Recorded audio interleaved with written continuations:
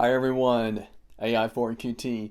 Well, it's been a week or so since we had a short trip up to Gatlinburg, Tennessee.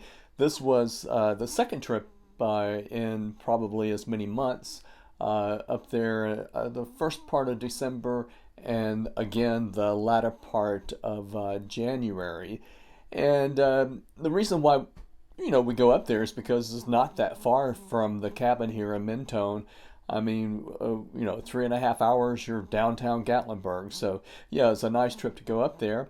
And so here's another take on Gatlinburg, Tennessee. Hi, everyone. This is AI4QT. And it's been a month or so since we were last up in Gatlinburg. So a few days ago, we just decided to hop in the car and go to the Great Smoky Mountains and visit Gatlinburg once again. And as mentioned many times, this is the best time of year to visit Gatlinburg and the surrounding areas because, this is the lull season. The traffic is non-existent and it's beautiful. I mean, there's snow, as you can see here. But of course, down at Gatlinburg proper, there's no snow, but you can still see the snow on the ridges of the tops of the mountains surrounding Gatlinburg. But yeah, it's very easy to get around Gatlinburg now. Very few people are there, and I think it's a little bit slower this year than this time last year when we were there. And I'm not sure if that's because of the economy or the COVID, not sure. But you can really stroll very easily down the sidewalks, the highways, and the byways surrounding Gatlinburg. Now, there are several places we make a regular stop at. The two distilleries that we like to visit would be Sugarland's Distillery, where for $5 you can get a pretty good sampling of different types of moonshine, and that's always enjoyable.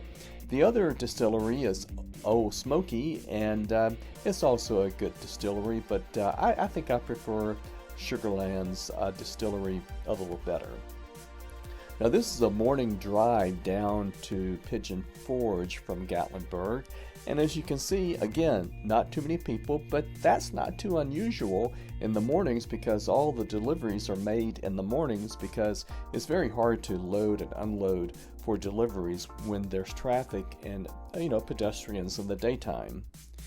But one of the things we wanted to do this trip was to really spend a day in Pigeon Forge. So we drove back down the mountain through the tunnel to Pigeon Forge to what is referred to as the Island. And that's an area of Pigeon Forge that is kind of like a newer version of Gatlinburg in the sense that they have, the same types of stores, distilleries and so forth. And one of the places we wanted to go to was Paula restaurant. And I don't know, we were somewhat disappointed in that. In fact, I had banana pudding that was pretty bad. So I don't know if that was just that day or not, but I thought the overall food experience our dining experience wasn't too good, but that's just a personal opinion. Now, there are two restaurants that we frequent a lot. That would be the Cherokee Grill and the Chesapeakes. And Chesapeakes has some of the best oysters you will ever find. And as you get to swallow them once or twice, you can look out the window and enjoy the stream, mountain stream water that flows by. But yeah, and on the way back, instead of taking the interstate back to Huntsville, we just decided to take the Parkway, the Foothills Parkway, that starts in Pigeon Forge, goes over to Townsend, Tennessee, down to Maryville, Tennessee. And at Maryville, we just took US Highway 411 down to Cleveland, Tennessee, and then cut across to Chattanooga, back to Fort Payne, back to Mentone.